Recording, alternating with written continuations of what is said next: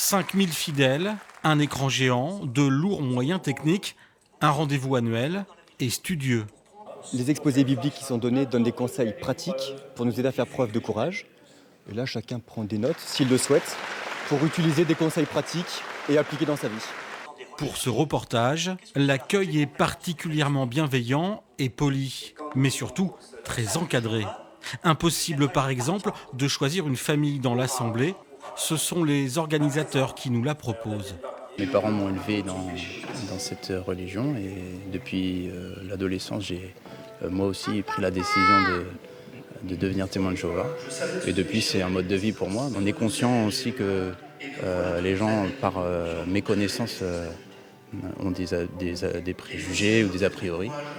Maintenant, nous, c'est notre foi, on en est convaincus, donc on la partage et on respecte aussi les croyances des autres. Cela fait 8 ans qu'ils viennent dans ce centre des congrès à côté d'Angoulême. Même si le mouvement n'est pas considéré comme une secte en France, impossible de ne pas aborder les critiques et les interrogations que suscitent les témoins de Jéhovah. On s'efforce d'être des citoyens modèles. Personnellement, je travaille, on travaille tous comme ça. Donc pour ce qui est d'isoler les personnes, on ne peut pas réellement dire ça.